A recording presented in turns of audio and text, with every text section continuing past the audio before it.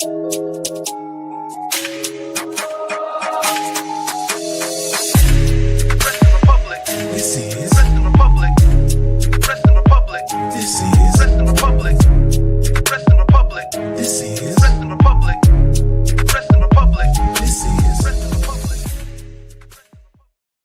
afternoon, everyone. It's your boy Shad Talks Graps, and we are back with another installment of the Wrestling Republic daily broadcast. It's Tuesday. You know what that means. We are here to review Monday Night Raw, and it is the road to WrestleMania, man. We got a lot of crazy stuff going on. Netflix is producing these pretty good, pretty okay sometimes episodes of Raw. I'll let y'all be the judge, and more importantly, I'll let my panel be the judge. First and foremost, I gotta introduce the gentleman that is always on Tuesdays with me. You know, he's a little happy because his GOAT returns this weekend. Jordy In The Bank, how you doing, bro? I'm good. To be fair, I didn't know that you knew I was going to Disney this weekend, so that's the GOAT returning in my eyes. But no, yeah, of course, Cena's back in the Rumble. The other person on this panel, we've had a little bit of a disagreement about whether he's going to win it or not, and I've said, and I stand by it, if Cena wins the Rumble, that'll be the tastiest slice of humble pie that I'll ever eat. I'll be so happy to be proved wrong about this. Nah, and I didn't even know you were going. You're going to what, Disney in Paris, right? Yeah, can I actually I need to ask you for next week off, Shad, because next week today is my birthday, so I'm not going to be here next week. So I need to get my permission slip signed. No, you have to do overtime. Bro.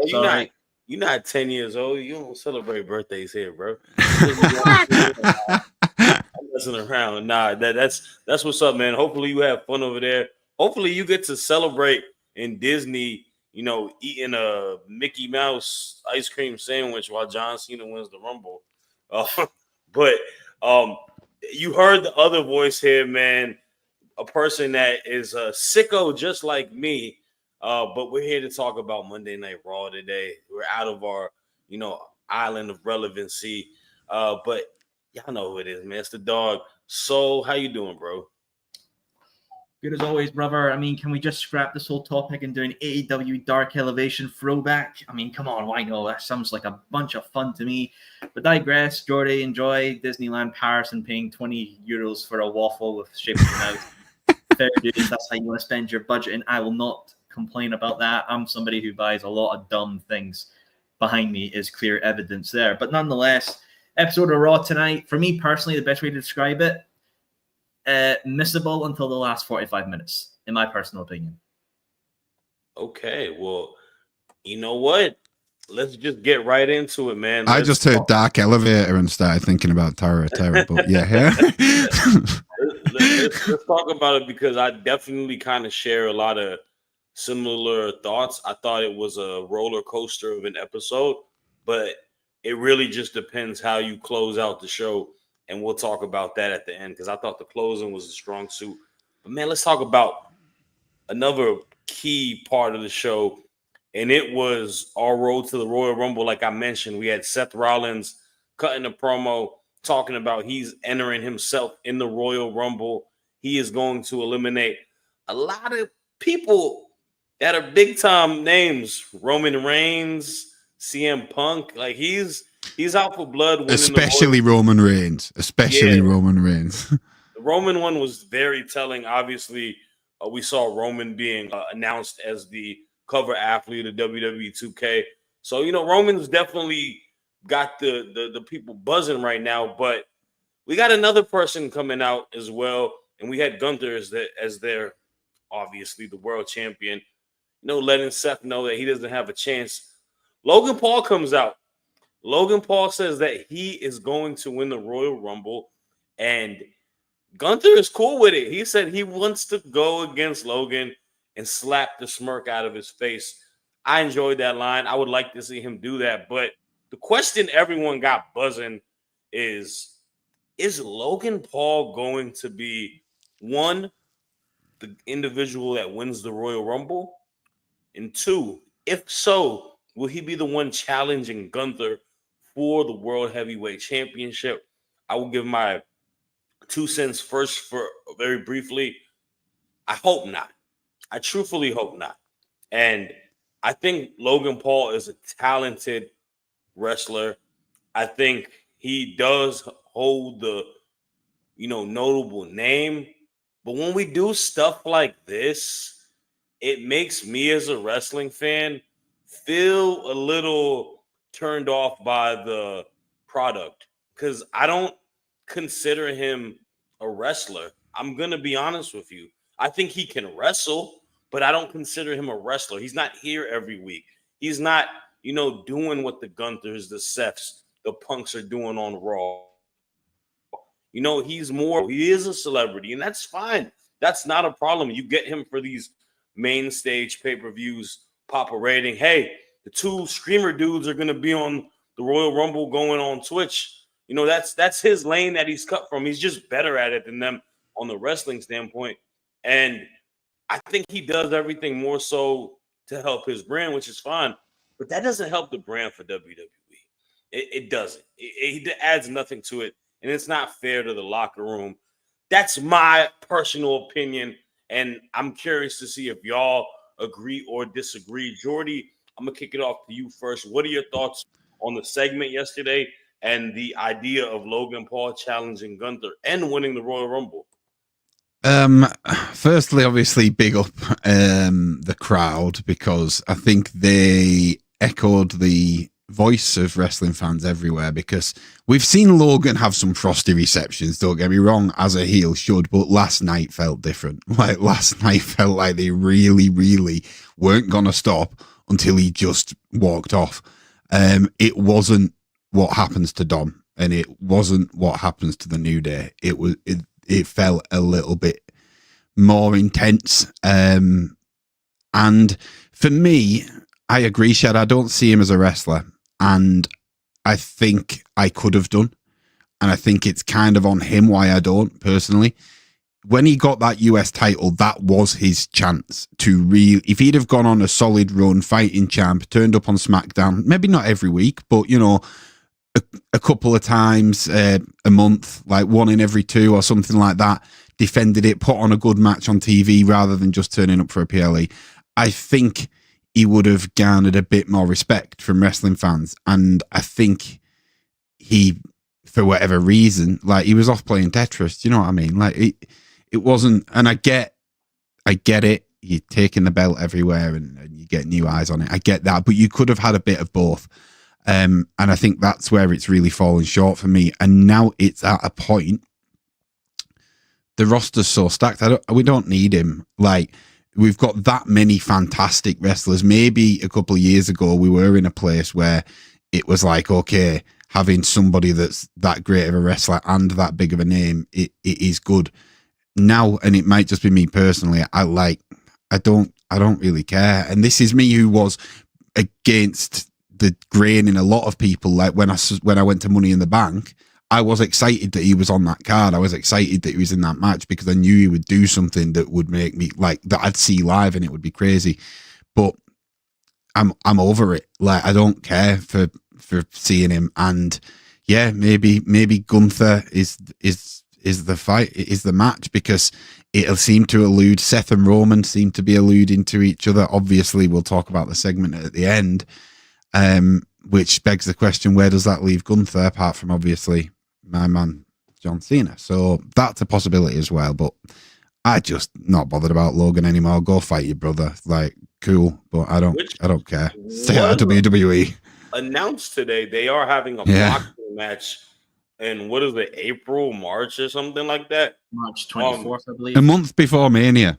So again, it's like you're just showing time and time again, this is not your priority. Like you hear the pros, the best in the game, how they talk about this season from this point onwards to Mania and how they get in the best shape that they can and they make sure they're in peak condition.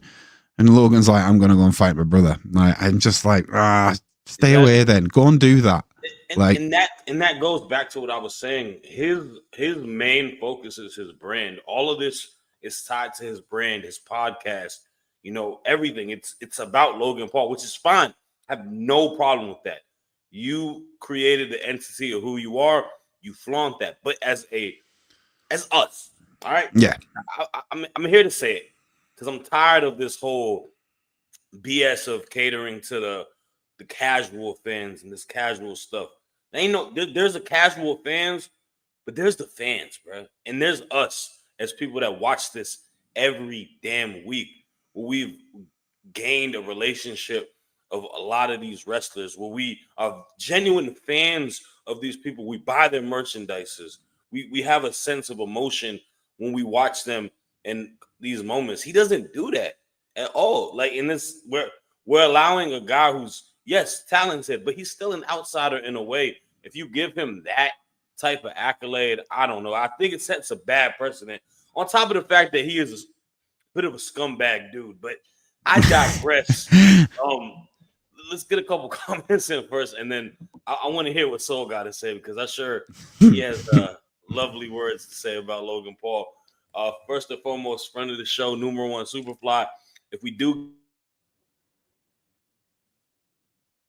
get Logan Paul versus Gunther, have Gunther eventually mentioning the moldy cheese and end with him slapping Logan so hard in the face. That's disgusting. Why is there moldy cheese in his fake Lunchables? I'm not sure. Fernando saying Bad Bunny versus Logan at Mania. I don't think that would happen. I like Bad Bunny, but I don't. Again, he's a celebrity that wrestles periodically. Logan is more of a WWE superstar than Bad Bunny, but I do like Bad Bunny a lot more than Logan Paul. And I just think he's a more rootable person. But so I got to ask you, man, what are your thoughts on the segment yesterday and just the idea of Logan Paul winning the Royal Rumble and going against Gunther at Mania? Logan Paul is just a massive daft at this point. I can't even stand the man. That segment I thought was really good with Seth and Gunther, and then when Logan came on, I just turned my phone off and I just went and did something else and then came back later. My main thing is this, right? Logan Paul obviously is going to be fighting his brother. So with that kind of fight, and you see how much money gets put into these things. Obviously, his brother Jake doing the Mike Tyson fight, of how much promotion went into that, how much of the build and all that went up to that with promotion, and obviously the hype around it. Like, he can't delegate that time to WWE and this. He's going to have to pick one or another, and I think honestly he'll pick the one that will benefit his pocket and his brand more. We see in wrestling that, some people become wrestlers to get a quick road to Hollywood. This is the guy who's doing WWE to just get a quick boost to his brand. And hey, if he wants to do that, fine. Hey, cool. It's smart. You are a talented, someone who can wrestle, but you're not really a wrestler. You're just a flash in the pan coming in there, right? So if he's doing this brother fight, he won't be on the road to WrestleMania for Europe, probably. He'll be giving all that his focus. He won't be on Raws. He won't be building that. So if you would have him win the Royal Rumble, then you're not going to have somebody there to build something with. You're just not, right? With how much also this WrestleMania is in 41, extortionate ticket prices, nobody's going to pay that amount of money to see Logan Paul, and then nobody's going to pay that amount of money for a build of a challenger who's not been around and not doing these road to WrestleMania tours, right? I have no desire to see Logan Paul. I have no desire to see him on the television screens. I would rather watch NWA when he's on the television screen. I am just not fascinated or interested in him at all as a character, as a wrestler, as anything on all of the above sort of situation. I do not give a rat's behind about him, honestly. Let him do his brother fight. It'll probably be fixed that they'll both have a draw. They'll both look like each other. They'll give a nice hug, and then Jake can do whatever he wants, and Logan can be an annoying loudmouth guy, whatever he wants to be. I do not give two rats about this. I would rather, in my mind, have John Cena and Gunther at WrestleMania. As I said before, it helps the belt, it helps Gunther, it helps Cena, it helps WrestleMania, it helps everything. Logan Paul does not help WrestleMania or the Royal Rumble by winning it and being involved with Mania this year, in my personal opinion. Yeah, and I agree. There's one thing that makes me want to see this match. I would love to see Logan get chopped down by Gunther. I would love to see that. I can't lie. That would be the silver line in all of this. If them two had a match, to see Gunther chop him down, because he would do it a little bit extra, a bit of extra juice, I think. Do it Elimination Chamber. Logan Paul versus Gunther, but literally recreate Goldberg and Lesnar from Survivor Series. Boom, done. Out, in and out, 17 seconds on your way home, right? And we never saw Logan again. Oh, God. I've said this multiple times. In my personal opinion, Logan Paul's best benefit to WWE is on speed. It's social media. It's his home. It's his platform. I don't have X. I've never had X. I don't know if it still exists. Is the show still around? I don't know. I don't really care. But like social media is his domain. Capitalize on it. The belt can't be shown on WWE programming because of some contracts, the rules. But let him show it on his social media platform. Let him showcase the belt on X or whatever, and just let him like literally turn WWE Speed into the WWE's like version of TNA's digital media championship, like that digital media belt that's shown on the digital media platforms and all that. Like that's Logan Paul's best effort. That's where all of his fans are because they're still in school and they like to hide their phones in their pockets because they're not old enough to go to actual good entertainment. Let him be the benefit on the social media platforms with the social media megastar that he sadly is. Yeah, I actually don't mind the idea of him being like making it a digital media type of belt and him being that is actually a really good idea tied to what you said. That's who he is. That's how we know him and whatnot. So, hey man, we'll have to wait and see. The Rumble will be the end all be all if we'll be happy or if we'll be upset. But let's go to something that made me a little bit upset. Yeah, but Liv and Raquel pin our great tag team champions, Bianca Belair and Naomi. Obviously, Judgment Day tactics, Dominic Mysterio, who had a great tag team match that we're not talking about on the show today. Got to give him and JD props for that. They lost, but that was a hell of a match. Hopefully JD's okay. Jeez. Yeah, JD, prayers up to JD McDonough. He is going to be out for a little while, he said on Twitter. What a baller, bro. He came and finished that match after that nasty bump. That dude is a straight soldier, man. So big ups to JD. Mm-hmm. But yeah, Liv and Raquel beat Bianca Belair and Naomi. And I'm a little frustrated because I don't know what the direction is with the Bianca, Naomi, and Jade story. And like, there isn't a sense of direction of what is happening with them as champs. They're having matches and they're having a consistent feud with other people. But now I'm like, I'm cool with her fighting for Jade. But now it's like, okay, they're kind of like, I'm just pretty much so that they're the team. I forget Jade is the champion sometimes. And I feel like we have to kind of get some direction to telling the story or whatever. That's one thing that I don't like about it. And I don't like champs getting pinned. It doesn't make any sense. Liv and Raquel are a very good tag team. And I think that could be their calling. I think they could potentially be the tag champs. I'm not mad at that. But I don't like the sense of direction. I feel like if you beat the champs, you should be the champs. So obviously, Jade and Bianca do have a match tonight on NXT versus Jakara and Lash. We'll see how that goes. But I don't know. It's a little murky to me, Jordy. I'm curious to see what your thoughts are.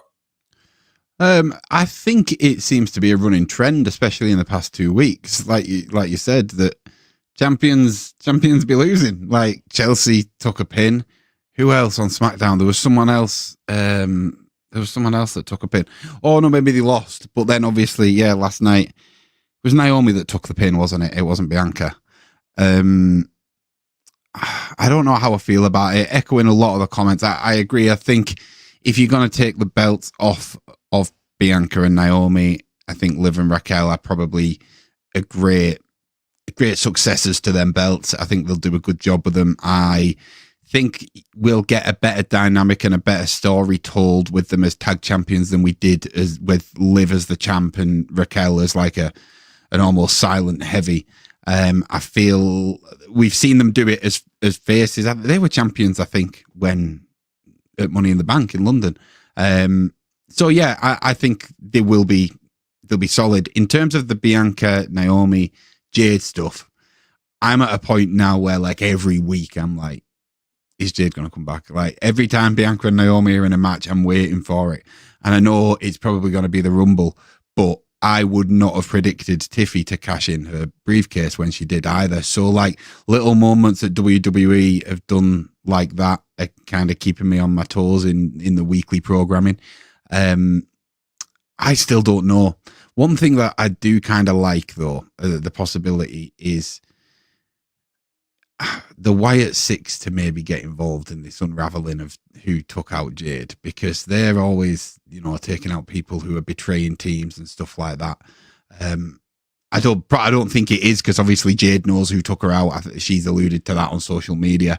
So I think when Jade comes back, probably going to be in the Rumble, I think she might throw Bianca over the ropes or something, and then that story will start to unravel for Bianca and Jade at Mania, probably. But I'm a fan of the direction that it's going. I really want Jade to get back now. For sure. And I'm a fan of the story itself. I just feel like we need more to it. And I'm gonna be honest with you, man. I know I say this a lot, and I know a lot of people might not agree with me. I think it's underutilizing your best women's superstar, arguably in Bianca Belair. You don't, and this is my issue with the dynamic of professional wrestling between males and females. There's not in any place you would see CM Punk, Seth Rollins, Roman Reigns thrown in a makeshift tag team storyline for the titles ever. They're at least at the top of the card at all aspects of storyline, whether going for the title or going against main stage people. Why Bianca has kind of been pushed to the side, going against tag teams like the Islas and the Albas, like the girls in NXT, it's like below her pay grade. Right? I think just well for Bianca, just quickly, obviously, is like compared to last year's Mania, a lot of people have done different things. They've either changed characters, they've won championships, but Bianca's kind of still kind of stationary, still teaming up with the same individuals, obviously with Jade for the longest time. Obviously, she's won the women's tag team belts, but in a lot of people's eyes, those belts don't mean a lot because of obviously the previous poor booking behind them. We have a comment right here. He says, "I want those women's tag titles." I honestly, with how many belts are in WWE, and only doing 5 PLE match cards, there has to be a bit of a snip, cut. Hey, if you like the replicas, buy them on WWE Shop before they get put in the archives and they're gone. I do disagree here, because I think that the Jade and Bianca story has been built around the tag belts. I don't think it'd be as good without the tag belts, and I think that is what utilizing tag team division is like. We've got a story that's going to spin off. They've done a good job of putting stature behind them belts, because Bianca's a big name, Jade's a big name. They've had a solid run with it, especially the second time. First one, bit iffy. The second one was better. And what's going to happen is they'll spin off and have a titleless feud, which will be big. And then the tag team belts have got a bit more stature on them. And hopefully that division will flourish a little bit more. I mean, I do hope, though, that we see this match done again at the Rumble for the championships, because if they never follow up on this and championship match where you pinned the champions, you should at least get a championship match. Like, if they don't do that, then it's kind of like, oh, well, then I think this is why Sasha walked out. I think the tag team titles are better suited on a team like Raquel and Liv, because it can help build Raquel as a champion more so. And also, I think they're really good heels, and they can float around all shows. Like, you can have them on NXT going against the babyface team. That's like good utilization. They don't do it a lot. And like I said, there's 2 new titles too. There's like mid-card women titles too that we haven't gotten a big focus on the Intercontinental one at all since Lyra became champ. Like, we finally got a little bit yesterday with her and Ivy. But, we should get some more. I would like to see Lyra more on our TV. Lyra is the ish. She's so good. Chelsea's getting it good. I think she's been booked well as champion, but, we've run this feud with her and Mia Yim for quite a while. Yeah. Before the title and all that. So, Zelina Vega's going over to SmackDown. I think that's going to be a Zelina Vega Chelsea Green feud. Now too, yeah. If them 2 feud, I don't know what I'm going to do. I'll just have to go into hiding for a little bit. I think that is a perfect. Yeah, it'll be great.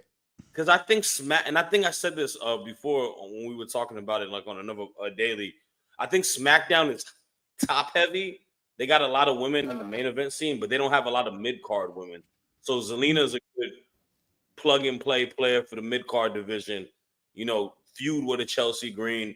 They'll have a great match. I could see her getting the belt. I genuinely could. And I can see Zelina saying stuff to Chelsea Green that makes Chelsea like go like, oh, you know what I mean? That whole dynamic, like she's good, she's quick, like it'll be good. Zelina to me is still best served heel, but I love her heel work. I thought she did such a good job as Andrade's manager. But we're going to back away from this topic for now. That was definitely good. I do want to talk about something that is special to Wrestling Republic, and that is our sponsors. First and foremost, we got to talk about the good people at Progress Wrestling, Demand Progress Plus. If you use the code Watch Progress, you get 50% off your first month on Demand Progress Plus. This is the home of Progress. You'll find much more, extensive library. If y'all a fan of pro wrestling, it's definitely worth it, man. Support them, support us, but also support our good friends at Etsy. Download the Etsy app on all app stores on Apple or the Google Play Store and head to there to see all upcoming streams on the section. It's a fun, interactive app. You can, talk to us, talk some smack to us, myself, Clark, Ben, Jordy, so whoever may be on it. It's a dope space. Highly recommend doing it. They are going to really take off with some cool stuff. So salute to the good people at Etsy. And let's get to this next topic because this was interesting. Because I liked it, but I didn't like it. And I'll tell you why I didn't like it. Paul Heyman comes out. Paul Heyman announces that Roman Reigns is the cover athlete for WWE 2K25, right? Yeah, 2K25, right? Where's Roman Reigns? Where is Roman Reigns at? Why ain't Roman Reigns on our TV, man? I want to see my tribal chief. I saw him beat Solo. Maybe he's at Waffle House, Shad. How should I know? I mean, wasn't American change. I got Waffle House. But now I'm more upset because I didn't get to see Roman. But dope to see Paul Heyman, talking, bigging up Roman. Gets interrupted by Drew McIntyre. And Drew McIntyre is so damn good because he hits us with the biggest whoopsie, and that is this. He says, make sure you tell that to your boy. Not Roman Reigns, but CM Punk. Drew McIntyre is coming for blood at the Royal Rumble. He is holding no prisoners at this match, and he got me so invested. Drew, to me, is like the best male superstar in the WWE at the moment when we talk about character, everything. He just is knocking it out the park, and I'm interested, man. He's still not done with Punk. He's obviously not done with Roman. And as a guy who shares the same motherland as him, I'm curious. So what are your thoughts on everything Drew McIntyre yesterday? Are you excited for him and, Roman, Punk, everything going into the Rumble? Okay. This is going to be weird. I don't see why McIntyre wants to feud with Punk again. You've lost twice, once in the strap match and then once in Hell in a Cell. He's cost you your moment in your home country. Why, from that point of view, would you want to go after it again? You definitively have lost. You've definitively have been beaten. Some people say, yeah, well, he's not going to stop until he gets his win, but then it's just a continuous circle of, okay, here we go. And I, like, as a booking point, yeah, cool. You want to run that match. It's a popular match. People love to see it. But I feel like with Drew, I don't want to say it's run its course because I think there's more you could do with it. But I feel like it's what I said before. He's kind of in the same spot as he was last year's WrestleMania. Is that, yeah, the whole shtick of, stirring the pot with his big wooden spoon and making people go, ooh, it's funny. He's the ultimate hater. I do love it, but I feel like it might actually have run its course. I do like it though that he is stirring the pot, obviously, of the Punk's favor thing from Heyman. So that's still in the background, and it brings it back up to the audience who might have forgotten. And that is a big thing. I think generally the two biggest things going into the Royal Rumble are John Cena and this Punk favor. Because I could see John Cena winning it because it's last ever Rumble and it gives him the opportunity to get the 17. But then McIntyre, with us mentioning the Punk thing, it is the background lying thing. What is it? Is it him getting number 30? Is it him having Heyman at ringside to maybe pull somebody off the apron so he can get the win? Is it Heyman maybe paying for Punk to, get like a special opportunity or something like that? Like, there are so many offers, there's so many opportunities of what this could be that is interesting. But I do love like the production side of this whole segment, because I said that last 45 minutes were exceptional. This segment and everything kind of building up from that, from Heyman unveiling the cover star, McIntyre coming out, to the match with Sami Zayn, to the events afterwards, all blends into one continuous narrative. There felt like there was no break going off to another segment or something like that. It felt continuous, and I really, really liked that. Obviously, we'll get into that with two former AEW champions talking to one another. I know Cody held the TNT, but it's a AEW championship. So hey, I get to talk about AEW in some sense. Nah, and you know what? We definitely, I'm excited to talk about that.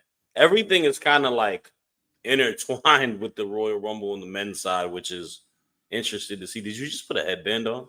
Yeah, no, it's a sweatband. John Cena puts these around his bicep, man. How crazy is that? You got it on your hat. Yeah, I know it is there though, because it doesn't fit around my bicep, bro. It falls off like popsicles. It does. Yeah. Oh, I mean, man. I think it's interesting of obviously how stacked this Rumble storylines going into it. I kind of wish it was on the women's side, but hey ho, digressing on that point, I want to start an argument in the chats. I mean, the women's Rumble was better than the men's Rumble last year, so we still got the element of surprise, potentially some returns, potentially some debuts. We'll have to wait and see. We do have the comments going crazy, man. People on Twitch saying we got raided. We got to think. We got some Viking Raider fans over here. David Raj in the house. He wants Mandy Rose to return at the Rumble. Hey, man, you never say never. Anything is possible in the WWE. Number One's had a comment saying maybe the favorite CM Punk asking Paul is giving him the number 30 spot, a number that Paul Heyman saved for Roman. That's intriguing. I think that could be what it is. I thought last night, because Paul said he had an announcement on the Netflix debut, didn't he? I thought he was going to announce that Roman was going to be number 30 in the Rumble, and that was going to set that Punk needs his favor storyline in action. But imagine if he says that he was like, I want Roman needs to help me win the Rumble, because they're both in it. Yeah. That's a pretty formidable pairing. No, it definitely is. It's gonna be some crazy to see between that. We got the homie Raj, my bad buddy, saying, "Yo, what's up, guys? So what's up, man?" I'm not gonna try to say your whole name because I don't want to look like an idiot, but I'm gonna call you Raj. Salute to you, bro. Thank you for watching. Let's get to the last topic at hand, because we were talking about him, Mr. CM Punk. Main event happened, obviously, was Drew McIntyre, Sami Zayn. Drew comes out with the win, tries to, beat up on Sami. And Sami accidentally kicks another babyface that he's cool with. Kevin Owens comes out. A lot of chaos happens, right? Post-match, post-commercial, Cody Rhodes is cutting a promo, and passionate Cody promo. We get him, Mr. CM Punk. And we're talking Rumble, we're talking Punk, and we're talking these guys going blow for blow, jab for jab on the mic. And I'm not going to lie to you guys. This might be the match that should main event one of the nights at WrestleMania. I just think there's something telling with both of these personalities, both of these characters, both of the stories outside of WWE and them coming back into WWE, and two guys that I trust the process of, are y'all going to get me invested? Yes, you're going to get me invested into WrestleMania. this is one of them ones. I think Punk has knocked it out the park with his feuds with Drew, with Seth. I think Cody could be nothing short of it. And it just adds another wrinkle to who the heck is going to win, what are the matches going to be. It's a beautiful time for the Royal Rumble on the men's side. But I thought it was a great promo between both of them. A lot of people are saying it's early promo match of the year. Cody kind of little boy in Punk saying that you was the best in the world, but that belongs to me now. Ooh, those are fighting words. It might be clobbering time. I'm not sure. I'm gonna throw it to you first. So, what are your thoughts on the promo exchange? Obviously, you said two former AEW champions in a respected manner. Talk about it. How do you feel about what went on last night between them in the final segment? Very well done. Very, very well done for what they're creating and building between Punk and Cody. But I feel like my main thing is that I feel like with Cody, it has to be a heel who goes against a WrestleMania in personal preference, because I just feel like that's how it is. But with what they're building with Punk and Cody with that segment, especially, is wear and tear. Punk saying, how he held it for 434 days, but eventually he was worn down, and he turned heel and all that, and he was just being bitter and evil. And like, Cody, it's gonna get to you soon enough. You're gonna be worn down. You're gonna have to go against the fans. You're gonna have to go against your ideologies, and you're gonna have to try and tear up everything you can just to advance and keep onto your belt. A lot of people have been, even when Cody was in AEW, was like, we want him to turn heel. It didn't happen. Obviously, he went back to WWE, and since then he's been a babyface, and that's been since 2022 that he's kind of just been, the good luck babyface, and that's 3 years now, which is mental to think. Yeah, 3 years. Yeah, 3 years. So I feel like what would be like if it's Punk and Cody at Mania, like I don't think there would be a lot of people that'd be like, I don't want this. I think that would be absolutely fine, but genuinely, as I've said before, I see WrestleMania as an Ouroboros. It could be the beginning or the end of a story. I would have one of them turn heel after the main event, whether it's Punk and he loses his main event, doesn't get the win, and then he just goes bitter and says, screw it, I want the win, I want everything, I want all the glory, I want all the money, I'm here to basically become a billionaire upon multiple times with all the merch and money I sell. Or Cody snaps under the pressure and becomes basically Cody Homelander, and just, either he loses the belt to Punk and then he just snaps or takes off his weight belt and he just smacks people with it. And you can imagine anonymous promos of him, like where he was in New Japan in the suit in a dark room with a lit cigarette and like a weight belt that he carves in the names of the people he's beaten and flogged with it. Even for hardcore fans, harken back to him taking the whiplashes from MJF back in the day. And like in his weight belt is literally every person he's defeated and then whipped. Like Punk at Mania, he could do. Then he could do like Cena, he could do KO, Sami Zayn, Roman. Like, I think that'd be a very interesting like style for Cody when he's been obviously this for so long. But then obviously people are gonna be like, well, the kids still love his merch and buy all his hairspray and his mini belts. You can't affect the merch pipeline, bro. It's like, well, you want a story? I've given you a story. It's the Booker's plan to run with it. Nah, and that's man, I don't know. I guess that's the tough part about WWE is the fact that we do have that big fan base for the children, but Cody's so good as a heel, man. Like, yes, and I feel like that Homelander element could be very intriguing, very different. It's gonna be interesting, and we got people like David Modge saying that CM Punk is his pick for the Rumble. He's got to finish his story. Well, his story is just main eventing the Rumble. So yeah, I guess that does make sense. I mean, Jordy, what are your thoughts, man? What are you thinking? And also, by the way, are any of y'all on the Friday show for the predictions? I don't know. No, Megan, Ben. Okay, never mind. Well, I won't get your prediction for who wins the Rumble. So give me your prediction first and foremost before I give it to Jordy. Who you got for the men? Go for the women. Just Say who it is. Okay, Cena for the men's, Charlotte Flair for the women's. All right. I will let you do yours on Friday because I don't want to ruin it. I need more time to think, mate. I have no idea this year. Let him prepare. Yeah. But now go ahead. What are your thoughts on the Punk and Cody promo, though? Solid. So good. So good. And you're absolutely right. You're absolutely right in what you're saying. Like, what they're selling, I'm buying it. Like, I now want to see more of it. It's good. I don't know if WWE are doing this on purpose, with us getting that little Seth mentioned Roman specifically last night with the Rumble, and then Paul mentioned Seth specifically when he was kind of doing his promo on behalf of Roman, because like you said, he wasn't there.